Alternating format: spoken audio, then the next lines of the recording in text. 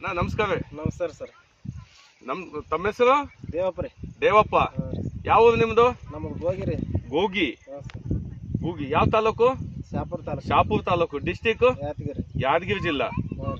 ಈಗ ನಿಮ್ ಜಮೀನಲ್ಲಿ ನಾವು ನೋಡ್ತಾ ಇದೀವಿ ಇವತ್ತು. ಇದೇನು ಸೌತಿಕಾಯಿ ಬೆಳೆ ನೋಡ್ತಾ ಇದ್ವಿ. ನೀವು ಸೌತಿಕಾಯಿ ಎಷ್ಟು ವರ್ಷದಿಂದ ಬೆಳೆ ಬೆಳೀತಾ ಇದ್ದೀವಿ ದೇವಪ್ಪ? ಸರ್ ನಾವು ಸಣ್ಣರಲ್ಲೇ ಬೆಳಕತ್ತೀವಿ. ಸಣ್ಣರಂದ್ರೆ ಎಷ್ಟು? ಒಂದು 18-20 ವರ್ಷ, 15 ವರ್ಷ? 20 ವರ್ಷದಿಂದ. 20 ವರ್ಷದಿಂದ ಸೌತಿಕಾಯಿ ಹಚ್ತೀವಿ. ಪ್ರತಿ ವರ್ಷ ಹಚ್ತೀವಿ. ಪ್ರತಿ ವರ್ಷ ಸರ್. ಫಸ್ಟ್ ಎಲ್ಲ ಯಾವ ಬೀಜ ಹಾಕ್ತಿದ್ವಿ? ಫಸ್ಟ್ ಸರ್ ನಾವು ಲೂಸ್ ಬೀಜ ಕಾಯಿ ಹಿಡಿದು ಮಾಡ್ತಿದ್ವಿ.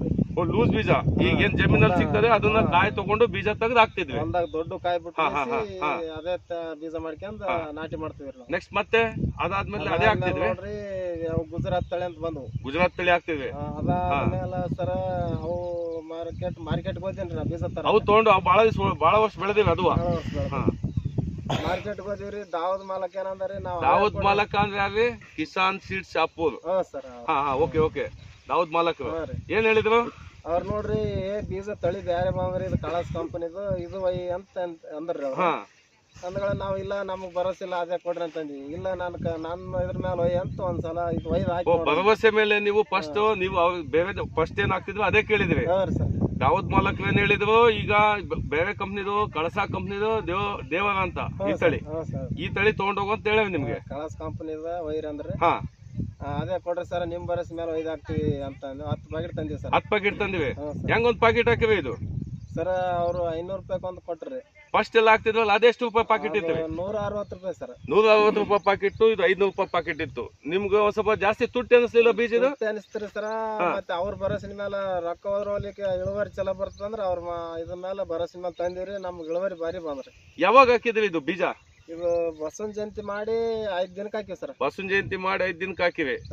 ಈಗ ಎಷ್ಟ್ ತಿಂಗಳಿಂದ ಕಾಯಿ ಕೊಯ್ತಾ ಇದ್ರಿ? ಈಗ ಸರ ಈಗ ಒಂದು 25 ದಿನ ಆಯ್ತ್ರಿ ಕೊಯ್ಲಕ್ಕೆ. 25 ದಿನ. ಬಸವನ ಜಯಂತಿ ಅಂದ್ರೆ ಮೇ ತಿಂಗಳು 14-15ನೇ ತಾರೀಕು ಬಸವನ ಜಯಂತಿ.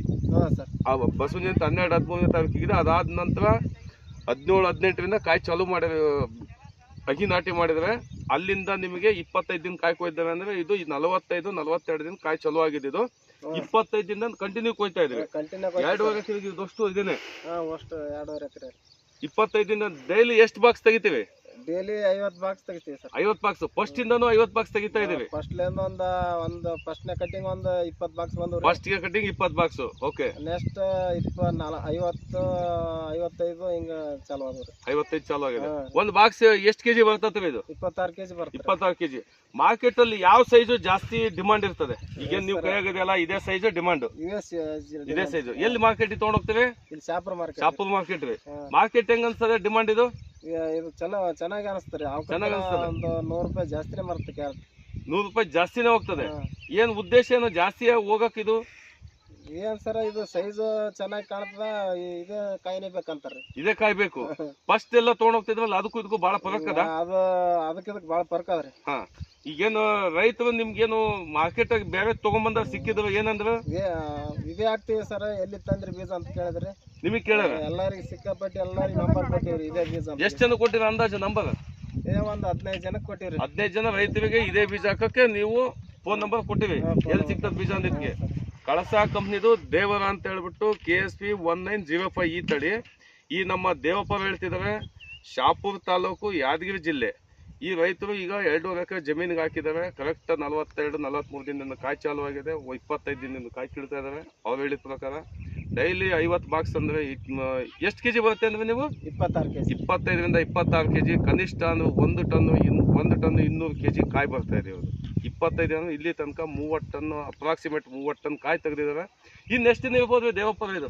ಇನ್ನ ಒಂದು 25 ದಿವಸ ನಡಿಬೋದು ನೋಡ್ರಿ. 25 ದಿನ ಇನ್ನೂ ಕಂಟಿನ್ಯೂ ಮಾಡ್ತೀವಿ. ಬಟ್ ರೋಗ ತಡ್ಕೊಳ್ಳುತ್ತೆ ತಳಿ? ರೋಗ ತಡ್ಕೊಳ್ಳೋ ಶಕ್ತಿ ಇದೆ.